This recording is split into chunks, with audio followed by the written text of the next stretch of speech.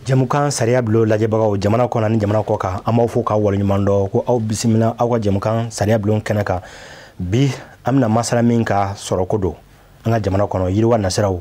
babu bɛna sigi o de kan bi walasa ni an ka se ka faamuyali sɔrɔ a kɔnɔna na bi hakilina o de ni ye le thème du jour l'apport des douanes dans le développement économique et la lutte contre la fraude au Mali o y'an ka babu ye bi min ye an ka jamana douaniers jɔyɔrɔ ye sɔrɔ bosoni la hakaja ka se namara ni o nasaraw ma o kɛcogo min na ni ala sɔnna bi cakɛda min fana ɲɛsinen don min ye karatu kɛlɛli ye jamana kɔnɔna na douane ka bolo kan ni ala sɔnna ale ɲɛmaa bɛ an bolo ka kɛɲɛ ni sɔrɔ minisiri ani douane yɛrɛ ɲɛmaaba min bɛ kɛ sababu ye ne ni aw an n'a dɔn bi jɔyɔrɔ min bɛ an ka douanew na min y'an ka douaniers ye lakana na hakaja ka se karatu kɛlɛli ma babu bɛna sigi o de kan maa welele lieutenant-colonel Cheikhna Amala Diallo, inspecteur des douanes, directeur du renseignement et de la lutte contre la fraude. On a les bignons fait, ni kuma ina, mimi ka sababu ni au ana kunafoni kambo kumbana, ana do fara chesuruka wala sa ka douane deme aka dongo do barola mimi ka sababu kanga jamana yiriwa. Babu abina sigininga soni wasanin au anga seka family soro akonnana.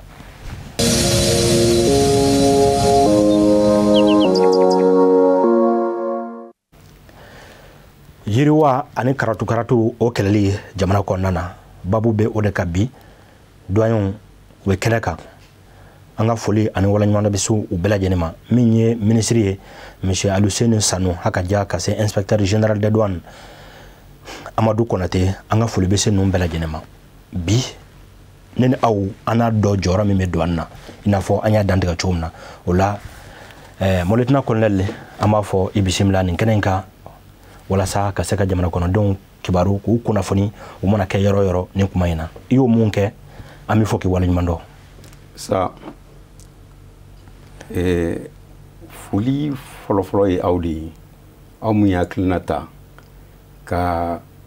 a ɲini an ka minisiriso fɛ ale ka a fɔ douane directeur général a kana mɔgɔ bila kana kuma aw ye sɔrɔ taabolo kan ani yuruyuru kɛlɛli douane ka jɔyɔrɔ min b'a a la bi jamana in kɔnɔ donc o hukumu kɔnɔna na ne bɛ foli kɛ aw de ye douane directeur général tɔgɔ la ministre de l'économie et des finances tɔgɔ la ne bɛ foli kɛ aw ka télévision lajɛbagaw fana bɛɛ lajɛlen ye a diyara n ye monsieur le directeur an b'i fo bi hakilajigi don nin kɛnɛ in kan anw ka kɛnɛ a ɲɛsinen don jamana forobacɛw bɛɛ lajɛlen ma kuma o kuma u mago bɛ anw na anw bɛ yan de walasa jamanadenw k'a dɔn nin y'an ka cakɛda ye a jɔyɔrɔ ye nin ye a taabolo ye nin ye nin bɛ bɛn a kɔnɔ nin tɛ bɛn a kɔnɔ sani an mako ka s'a ma o dɔnniw an b'a fɛ k'o kɛ wajibi anw yɛrɛ kan walasa mun ye usagers ye n'an k'o ma ko jamana kɔnɔdenw ka se k'o dɔn o la min ye douane yɛrɛ ka baara ye i bɛ se ka mun fɔ an ɲɛna kan les missions principales des douanes o diyara n ye ɲininkali nin diyara n ye n'i ko k'an ka kuma douane ka baara taabolo kan an bɛ se ka douane ka baara taabolo i n'a fɔ jate i n'a fɔ belebele sigiyɔrɔma 3 o belebele sigiyɔrɔma 3 fɔlɔfɔlɔ o ye ka nafolo ɲini k'a ladon jamana kɛsuba kɔnɔ donc o nafolo bɛ ɲini k'a ladon jamana kɛsuba kɔnɔ o bɛ ɲini minɛnw ka taa ni ka segin kɔnɔna de la a bɛ bin minɛnw de kan maaw bɛ taa minɛn mun san kɔ kan ka na n'a ye jamana kɔnɔ donc a bɛ f'o ma tubabukan na ko mission fiscale bon filanan ba min bɛ yen c'est que douane ni dɔw b'a fɔ a ma bamanankan na ko usuruso parce que usuru yɛrɛ n bɔra ka min fɔ aw ye sisan nɔ o b'i n'a fɔ impôt de bon y'a dɔn impôt ye suguya 2 ye kɔnɔna impôt mais impôt min bɛ minɛ frontière la u b'a fɔ a ma fiscalité de porte o de ye douane ka baara ye donc o de bɛ kɛ minɛnw dontɔ n'u bɔtɔw kan même n'a sɔrɔ bibi na an bɛ jɛkulu minnu kɔnɔ minɛn bɔta min bɛ nafolo sara o dɔgɔyara u tɛ droit yɛrɛ sara u bi droit de douane sara mais u bɛ taxe wɛrɛw de sara mun bɛ jate kɔnɔna taxes fɛ donc mission filanan n y'a fɔ ale ye sɔrɔ yiriwali sira pour que sɔrɔ ka yiriwa maa minnu bɛ baara kɛ jɛlenya kan dabaliw de kan ka tigɛ min b'a kɛ olu ka baara yuruguyurugumɔgɔw tɛ na fiɲɛ bila olu ka baara la donc o baaraw bɛ kɛ ka jate kɛ i n'a fɔ k'an ka usine soba ninnu ka don olu ni yuruguyuruguminɛ donbagaw cɛ i y'a faamuya b'a la wasa u kana na gɛlɛya sɔrɔ o sira kan maintenant an ka baara taabolo sabanan o b'i n'a fɔ jate an bɛ dɛmɛ min na se jamana baarakɛyɔrɔ tɔw ma i n'a fɔ pharmacies b'o la i n'a fɔ eaux et forêts b'o la barisa olu bɛ yamaruya dɔw de bɛ u bɛ baara kɛ ni sariya dɔw de ye ni minɛn ninnu ta ka segin kɔnɔna na o sariya ninnu kan ka bato donc anw ka baara sigi cogo la k'a fɔ minɛnw bɛ fɔlɔ anw na donc anw b'a jate minɛ olu ka o sariya minnu bɛ yen nɔ k'a lajɛ n'a y'a sɔrɔ minɛn ninnu kɛlen don k'olu sariyaw bato donc olu bɛ jate i n'a fɔ douane ka mission annexe ou bien mission connexe tubabukan na donc an bɛ dɛmɛ min ta ka ɲɛsin jamana baarakɛyɔrɔ wɛrɛw la u ka baaraw kɔnɔna na voilà donc a b'i n'a fɔ n y'a fɔ cogo min na an ka baara taabolo saba in de don mission fiscale n'o ye ka ɲinini kɛ sɔrɔ sira fɛ k'a ladon jamana kɛsu kɔnɔ mission économique ka jamana sɔrɔ siraw k'u tanga tiɲɛnikɛlaw ma o fanba bɛ kɛ ka usine sobaw ani jagokɛla minnu bɛ baara kɛ tiɲɛ kan yuruguyurugukɛlaw kana na dankari olu ka baara la a diyara n ye mais ka kɛɲɛ ni an ka bi yɛrɛ sigi kun ye l'apport des douanes dans le développement économique et la lutte contre la fraude min ye sɔrɔ buguni sira ye min bɛ kɛ sababu ye ka jamana yiriwa parce que an bɛ yɔrɔ min na an bɛ waati min kɔnɔ a bɛ san kelen ni kɔ bɔ jamana sɔrɔ caman gulolen don jamana yɛrɛ la a bɛ lakale an ɲɛna cogo na ko an k'an jɔ ni an yɛrɛ kolo ye an k'an pan n'an kɛmɛ ye o sira kan douane jɔyɔrɔ sɔrɔko yɛrɛ bunakun kan bon sɔrɔko yɛrɛ bunakun kan n'i ko k'an ka na douane jɔyɔrɔ fɔ a la o b'a ɲini k'a fɔ nin fɛn baara saba minnu ni an bɛ wulikajɔ la olu kɔnɔna na kun fɔlɔ min ye ni sɔrɔ ɲinini ye k'a don a bila jamana ɲɛmaaw ka disposition na pour que u ka se ka jamana nafolokow la tigɛ n'i y'a jate an bɛ se k'a f'i ye sisan ko san fila minnu tɛmɛna i n'a fɔ salon ani salon na sini n'a bɛ fɔ 2022 ani 2021 douane ka sɔrɔla donnen jamana ka nafolo ɲini kɔnɔna na 2021 taara jɔ fo miliyari 600 ani miliyari 50 ni miliyari 7 a n'a kunkanfɛn a kunkanfɛn bɛ jate i n'a fɔ miliyɔn 900 donc ni kuma diyara n da n bɛ se k'a fɔ ko miliyari 600 ani miliyari 58 de jate don san min dar'o kan n'o ye 2022 ye an ye min sɔrɔ usuruso ka a don jamana kɛsu la o taara jɔ miliyari 600 ani miliyari 16 ani miliyɔn 400. Donc n'i y'a lajɛ 2021 ale wariw ka ca ni 2022 ye. Bon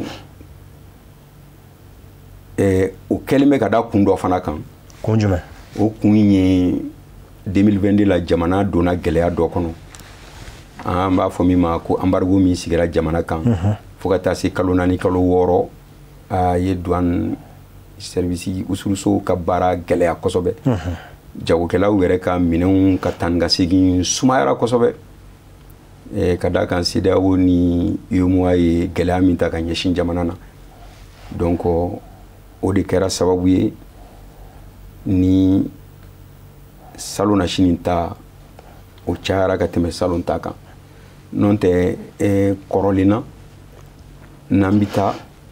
sankura ta de bɛ yɛlɛn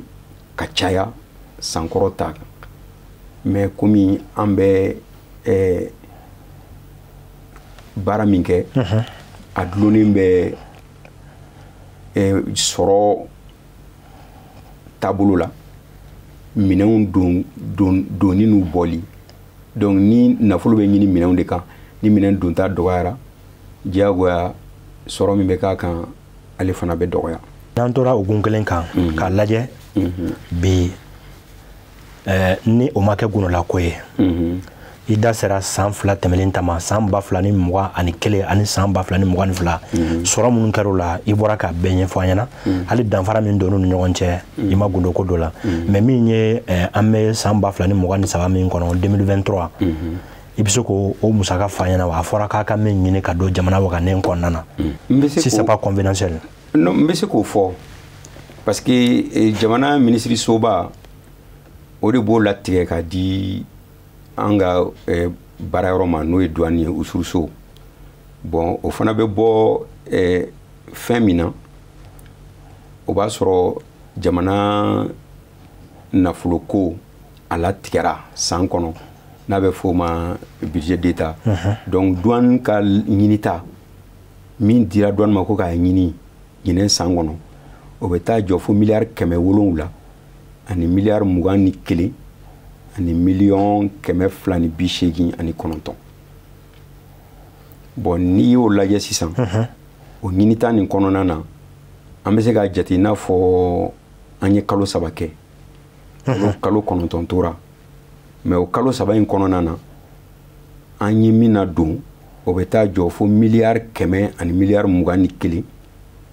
ani miliyɔn 800 ni miliyɔn 16 n'a kunkan fɛn. O donna ka ban. O donna ka ban. An b'a fɔ ko aw ni ce. Ala ka a tɔ fana nɔgɔya min bɛ kɛ sababu ye an ka jamana sɔrɔ bɛ yiriwa. An ye faamuyali caman sɔrɔ o la. Bi ni an donna min ye yurugu-yurugu ni karatu kɛlɛli ye an bɛ se ka kunnafoni jumɛn dɔ o kan hali n'a sɔrɔ an bɛ bɔlɔlɔsira dɔw ye kunnafoni dɔw bɛ bila a kan mais e yɛrɛ bɛ kɛnɛ kan bi hakili la n'an ye faamuyali kɛ i ka cakɛda e bɛ min kunna bi n'o ye direction de renseignement de lutte contre les fraudes i jɔyɔrɔba bɛ nin ko in na i ni ka cakɛlaw an mago bɛ nin kibaruya détaillé na ka fɛsɛfɛsɛ walasa an ka se ka faamu. O ye tiɲɛ ye yurugu-yurugu kɛlɛli kɔnɔna na wulikajɔ caman kɛra nka an bɛ se ka i n'a fɔ san tɛmɛnen 2022 wulikajɔ ninnu taara wolo fɛn min na n'an bɛ se k'a fɔ o ma ko résultat tubabukan na o bɛ jate i n'a fɔ n'i ye ɲɛnɛminifɛn ninnu ta sisan a bɛ fɔ mun ma ko drogue ɲɛnɛminifɛn ninnu dɔ bɛ yen nɔ u b'a fɔ a ma ko cocaïne. San tɛmɛnen kɔnɔna na douane ye o kilo 159 ani tila o de minɛ. Bon a bɛ fɔ min ma ko cannabis dɔw fana b'a fɔ ko chanvre indien n'i y'o jate douane ye tonne 2 ani kilo 700 ani kilo 97 ani tila. Bon a catégorie dɔ fana bɛ yen a bɛ fɔ o ma ko méthamphétamine. O kilo tilancɛ minɛna. O fana ye ɲɛnaminifɛn dɔ ye. Ni fana ye ɲɛnaminifɛn dɔ ye. Bon n'i y'a ta fɛnw na mun bɛ dankari bunadamadenw ka adamadenya la an b'a fɔ min ma ko armes ni munitions. I b'a sɔrɔ douane ka marifa minɛnenw san tɛmɛnen kɔnɔ a bɛ taa jɔ marifa 4 na mais kisɛ o bɛ taa jɔ fo 7,000 ani 506. Marifakisɛ 7,000 ani 506. Douane ka wulikajɔ sera ko o de minɛ. Wa terrorisiw bɛ ay baara kɛ pour que ka gilet pare-balles u bɛ porokoto ka mun sɔrɔ k'u ladon walasa k'u yɛrɛ kisi an ka sɔrɔsiw ka wulikajɔ kɔnɔna na k'u yɛrɛ kisi. O kɔnɔna na an bɛ se k'a fɔ an ye gilet pare-balles min sɔrɔ a bɛ bɛn 543 de ma. Douane kelen fɛ. Douane kelen fɛ o minɛna yuruguyurugu mɔgɔw de bolo. Bon nɛgɛ dɔ bɛ yen nɔ u b'a fɔ a ma ko plaquette de gilet pare-balles nɛgɛ nin de bɛ don gilet in yɛrɛ kɔnɔ pour que a ka se ka baara kɛ ka se ka kisɛ kunbɛn. Donc o plaquette nin an y'o 1,000 ani 408 de minɛ. Bon u b'a fɔ min ma mugujugu a catégorie 2 don de parce que détonateur o ye mun b'a a la marché mais mugujugu yɛrɛ explosif n'i y'o jate an y'o 6,000 ani 200 ani 2 an ka minɛni sera o ma. Ni anw y'o faamu an ka bamanankan na an bɛ se k'o kɛ i n'a fɔ bɔmu minnu bɛ cifɛnw. O ye cifɛnw. Bon n'i ye jateminɛ kɛ a b'i n'a fɔ kirinanfɛn dɔw fana bɛ yen u b'a fɔ o ma ko paralysant. I n'a fɔ u bɛ se ka min fiyɛ mɔgɔw la walasa ka lakirin pewu. I tɛ bɔ fɛn kalama. I tɛ bɔ fɛn kalama. Bon fana douane ka 2022 minɛni sera o 2,000 ani 650 ma. O bɛɛ tun bɛna don jamana kɔnɔ. Bon n'an taara halisa o hukumu kɔnɔna na i bɛ se ka jate k'a fɔ ko furako hukumu kɔnɔna na fura minnu bɛ bunadamadenw furakɛ i n'a fɔ o bɛ jate i n'a fɔ furakisɛ 75,000 ani 431 douane ka minɛni sera o ma mais min ye bagan furaw ye o bɛ jate i n'a fɔ furakisɛ 665 an ka minɛni sera o ma. Bon ni dun taara fana ka taa sigarɛtiw jateya la an ka minɛli taara bɔ sigarɛti min kan o bɛ jɔ kilo 740 ani tila. Bon y'a dɔn o hukumu kɔnɔna toujours produit dɔ bɛ yen nɔ n'u y'a interdit kɔsan in na ka jamana kɔnɔ ni a kɔnna n'u b'a fɔ a ma ko shisha. O fana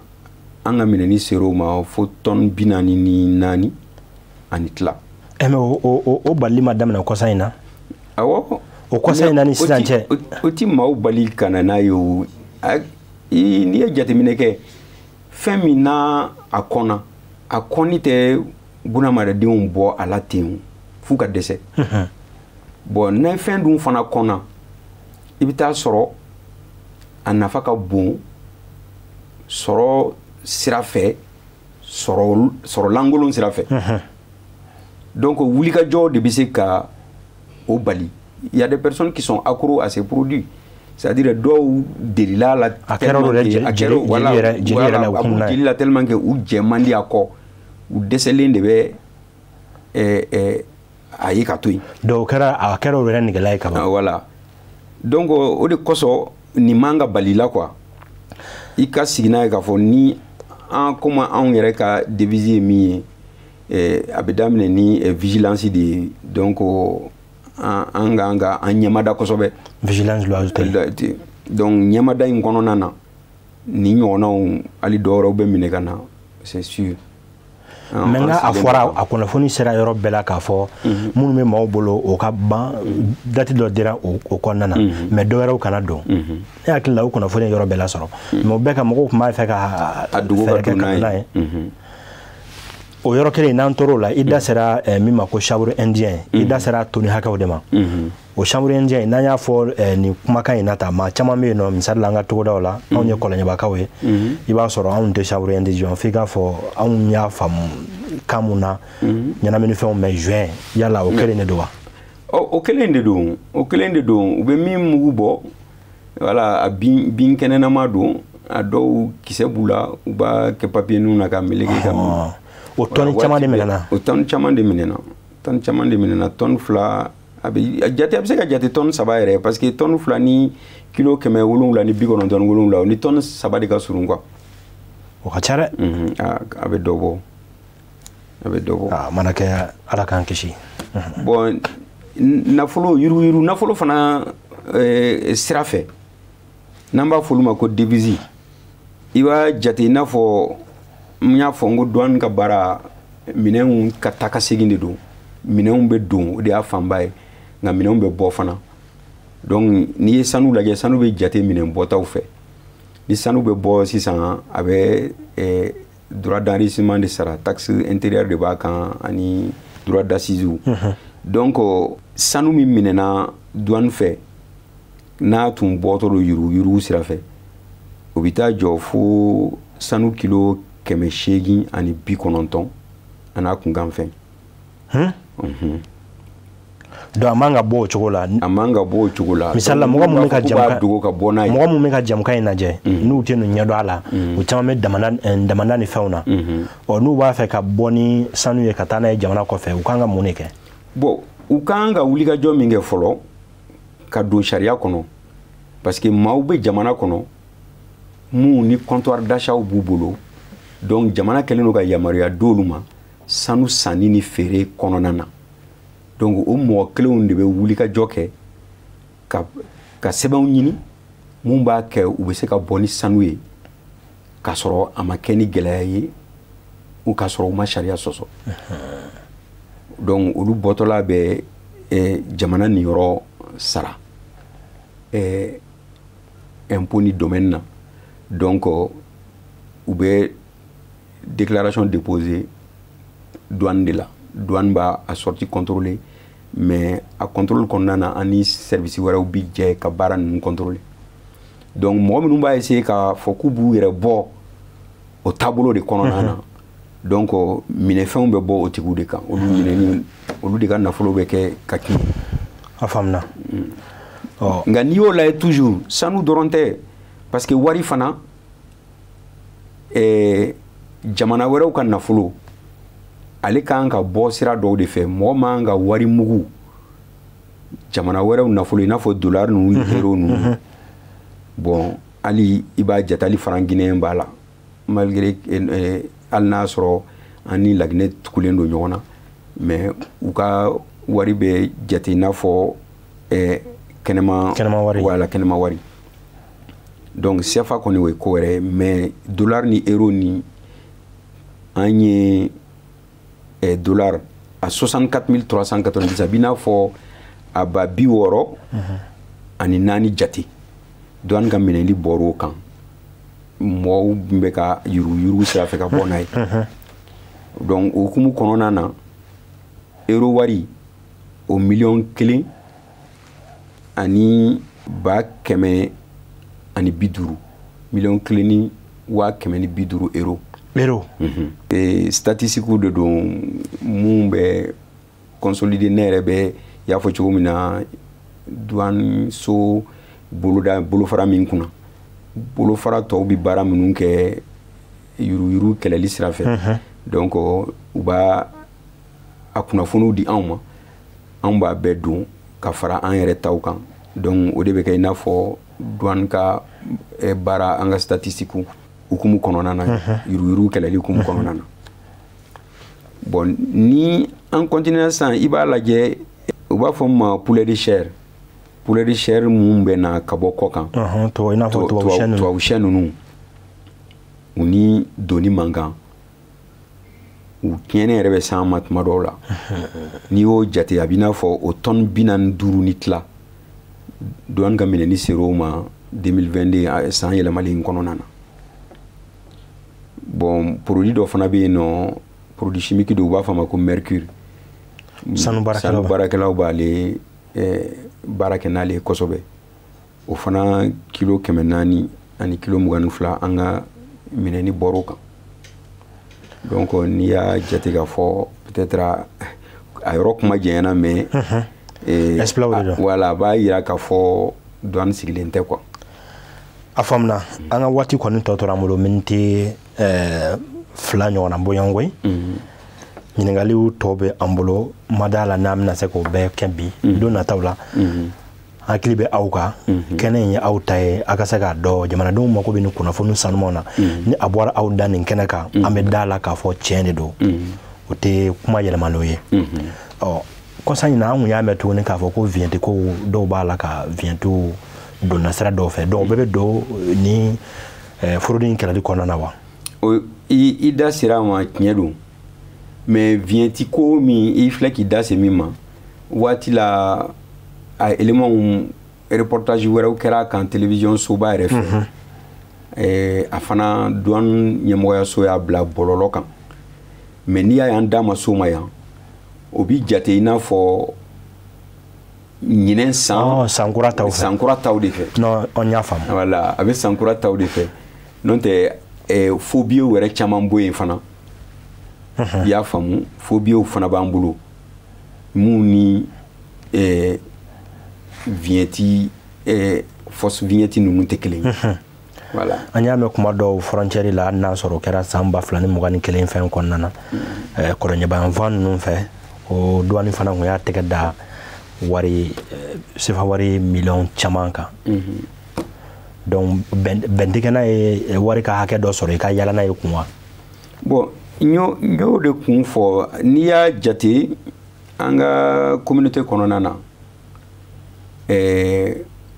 mɔgɔ bɛ se ka yala ni an ka jamana ninnu ni ɲɔgɔn cɛ ni sefa wari ye problème t'a la sariya ma dankara la nka problème ye min ye douane so b'a ɲini k'a faamu wari in bɛ bɔ min a bɛ taa min an kan ka o ɲɔgɔnna n'an bɔr'o kan jamana baarakɛso dɔ de bɛ yen n'a bɛ fɔ a ma ko CENTIFU CENTIFU ni cellule nationale de traitement des informations financières donc olu bɛ baara kɛ o domaine de kan an kan ka nin kunnafoni ninnu ta ka d'olu ma olu ka baara kɛ a kan n'olu ye baara k'a kan u mana bila yɔrɔ min na anw bɛ tugu olu de kɔ a faamuna ɲininkali wɛrɛ bɛ yen minnu ye réforme ye waati b'an bolo ka ban komi i yɛrɛ ko waati b'an bolo pewu an da se an ka réforme ma parce que réforme b'an bolo fo réforme bɛ jate fo 22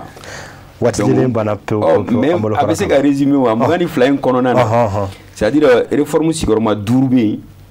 réforme sigiyɔrɔma 9 bɛ yen réforme sigiyɔrɔma 2 bɛ yen mais u bɛɛ a bɛɛ lajɛlen fara ɲɔgɔn kan a bɛ bɛn i n'a fɔ réforme 22 de ma n'a y'a sɔrɔ ko waati tun an dɛsɛ a tun ka d'an ye an ka kuma o réforme ninnu kan an ka directeur ba yɛrɛ tɔgɔ la i y'a ye ni ala sɔnna an ka se ka an bɛ miniti 2 d'i ma walasa an ka se ka yɔrɔ boucler awɔ donc parce que o réforme ninnu i n'a fɔ yɛlɛma ninnu taabolo kura minnu dara a kun fɔlɔ ye de walasa ka se ka an ka usuruso k'a la yɛlɛn ka se diɲɛ usuruso baw olu ka taabolow ma donc o b'a kɛ réforme 5 kɛra i n'a fɔ a bɛ se ka fɔ mun ma ko réforme structurelle et organisationnelle donc o b'i n'a fɔ baara yɔrɔ yɛrɛ sigicogo a n'a taabolo i y'o yɛlɛma ninnu kɛr'o kan donc o kɔnɔna na douane ye a bɛ fɔ min ma sariya kura sigi sariya min tun bɛ an bolo o tun bɛ fɔ 2000 remonté 2001 de la donc 2022 in kɔnɔna na sariya kura taara assemblée a voté a promulgué la n'a bɛ fɔ a ma ko code des douanes bon ani an ye an ka baarakɛyɔrɔw dɔw lata ka taa sigi port wɛrɛw la an tun bɛ Dakar ni Abidjan dɔrɔn de sisan an bɛ se ka jate Conakry farala kan taalen ɲɛfɛ yɔrɔ wɛrɛw bɛna fara kan i n'a fɔ Nouakchott an y'a sigi Guinée Nouakchott ani Tema an k'an ka sigi o la mais Guinée sigira mais waati nataw kɔnɔna na Nouakchott ni Tema olu fana an ka yan Mali douaniers bɛna taa sigi yen walasa ka an ka minɛn minnu bɛ jigin yen n'u ka an ka n'an ka jamana na k'olu ka taa ni ka segin kɔlɔsi. Donc i n'a fɔ Mauritanie jamana ye sa kɛ. Awɔ Mauritanie ani wala Tema olu port la mais sisan kɔni Laginɛ ta kɔni o sigira i n'a fɔ Sénégal ta bɛ yen cogo min na ka kɔrɔ Abidjan ta fana bɛ yen ka kɔrɔ cogo min na. Ninnu bɛɛ lajɛlen yɛlɛmabaw ye a b'a fɛ ka minnu boloda. Awɔ u bolodalen don wa ka se ka u sigi sen kan. Voilà u sigira sen kan mais comme ni waati koron cogo la n'o tɛ an tun b'an da don a la ka a fɛsɛfɛsɛ mun kɛra ani mun ma kɛ parce que a tableau b'an bolo ani an b'a fɔ ma état de mise en œuvre des réformes voilà donc par catégorie kuma laban na o de ye maaw k'a ɲini ka taa kunnafoni ɲini douaneso la u ka taa kunnafoni ɲini douaneso la parce que yɔrɔ sigilen b'a kama n'an b'a fɔ a ma ko bureau d'orientation bureau b'an bolo min bɛ mɔgɔw ladɔnniya k'u bilasira u bɛ communication kɛ ka se jamanadenw ma u ka laɲiniw kɔnɔna na donc u k'u ɲɛsin o bureau la a bɛ direction générale la mais ni minnu b'a fɛ i n'a fɔ bɔlɔlɔ sira fɛ sisan www.douane avec s .gouv.ml ni donn'o o kɔnɔ i bɛ ɲinini fɛn fɛn kɛ douane kan i bɛ bilasiraliw sɔrɔ donc o bɛ fɔ k'a fɔ mɔgɔ minnu ka kalan sera bɔlɔlɔ ɲinini siraw ma donc aw yɛrɛ journalistes particulièrement aw b'o la. A faamuna bi kunnafoni n'ale b'a la k'a fɔ réforme in don nataw la ci bɛna se aw ma walasa réforme yɛrɛ mun kɛra ka ban an ka se ka jɛmukan kɛrɛnkɛrɛnnen sigi a kan an tɛ da tɛ maga foyi la min ni réforme tɛ n'ale b'a la k'a fɔ n'o kɛra an kɔni caman fɔ bi maa minnu bɛ yen n'u b'a fɛ ka kunnafoni sɔrɔ don nataw la u bɛ se k'u sigi n'a ye k'a fɔ ni an ni douane tɛgɛ tora ɲɔgɔn bolo kɛnɛ kɔni ye aw ta ye fo n'a bana ka na n'o tɛ an bɛ yan walasa aw ka kunnafoni ninnu ka se ka an bɛɛ ka laɲini ye kelen aw bɛ jamanadenw kama anw fana b'a fɛ ka kunnafoni ta a kana kɛ galon sira ye baarakɛla minnu bolo b'a la u ka se k'a ɲɛfɔ gɛlɛya minnu b'u kan u ka se k'o ɲɛfɔ min ye perspective ye ne y'u ka laɲini u ka se k'o ɲɛfɔ a bɛ kɛ sababu ye ka basigi sabati ka danaya sabati jamana kɔnɔdenw ani marabagaw ni ɲɔgɔn cɛla la anw ka laseli kunba dɔ ye nin bi jamukan k'a datugu. Ayiwa n'a tigɛ baasi ye a ka di n ye fana ka a bɛ fɔ cogo min ma message an ka laɲini kɛ ka ɲɛsin jamanadenw o de ye kunnafoni fɛn laban ye. Voilà donc douane ka baara ɲɛli a tɛ taa olu ka dɛmɛ kɔ surtout a bɛ fɔ yɔrɔ ma yurugu kɛlɛli kɔnɔna na n'u ye ko min ye min tɛ ko ɲuman ye min tɛ sariya kɔnɔ u bɛ se toujours ka information di douane ma maintenant min ye commerçant yɛrɛ ye ani transitaires an n'an ka usine batigiw an bɛ min ɲini u fɛ bɛɛ ka baara kɛ sariya kɔnɔna na a bɛ sɔrɔ yiriwa a bɛ degun dɔgɔya donc o ye laɲini belebeleba ye min bɛ baara nɔgɔya an bolo a kɛtɔ b'a kan saliyalama wa salim ala ka dugawu minɛ monsieur le directeur an b'i fo k'i waleɲuman dɔn ni ne kun ye aw garisɛgɛ ye bi sariya bulon jɛmukan kɔnɔna Serifula Jabaraniso kan min ni an kun ye a sigi min ye an ka douaniers jɔyɔrɔ directeur bɔra k'a fɔ ko usurusoba ni o ye sɔrɔ ɲinini siraw ye o jɔyɔrɔ min ye jamana yiriwa nafoloko sira fɛ ani min ye yuruguyurugu ani karatu fɛn minnu bɛnnen tɛ ka se ka olu kɛlɛ u ka baara an ye a kɛra sababu bi ne ni aw an bɔra fɛn caman kalama k'a fɔ ninnu bɛ yen nɔ walasa an ka kɛnɛya ka se ka sabati sɔrɔ kɔfɛ an ka se ka kɛnɛya lakana ka sabati exploit minnu kɛra a da sera a ma don nataw la dɔw k'a fɔ min ye inspecteur général des douanes Amadou Konate a nana nin kɛnɛ in fana kan douane ka baara fɛn o fɛn tora ka se ka da se o bɛɛ lajɛlen ma an b'a fɔ o don ala ka o kɔni jara anw na kɛnɛ aw de ta don don nataw la o fana kɔfɛ min ye réforme ye yɛlɛmaba mun bɛ ka don douane baara cogo la ni a yɛlɛma dɔw bɛna kɛ sababu ka dɔ fara sɔrɔ ka tila ka lakana sabati ka kɛnɛya sabati jamana kɔnɔna na o baara mun boloda an n'o dɔn ka sababu kɛ u ka wulikajɔw ye an b'u bɛɛ lajɛlen fo k'u waleɲuman dɔn ministre le ministre de l'économie et des finances monsieur Aluseni Sanu an ka foli bi se a n'a ka cabinet bɛɛ lajɛlen ma wulikajɔw bɛ ka kɛ minnu fara anw y'a lamɛn wala maa minnu bɛ k'an lajɛ fana u ye faamuyali caman sɔrɔ nin walawalali in na ni ka nali kun tɛ anw tɛ ninnu ɲɛdɔn a la o la maa welelen ale kun ye lieutenant colonel Cheikhna Amala Diallo inspecteur des douanes directeur du renseignement et de la lutte contre la fraude ale kun bɛ an bolokɔrɔ bi douane tɔgɔ la babu a kun sigira nin kan l'apport des douanes dans le développement économique et la lutte contre la fraude au Mali waati wɛrɛ ne ni aw an na ɲɔgɔn sɔrɔ sariya don jɛmukan kan a k'an mɛn o la salamu alaikum warahmatulahi taala barakatuh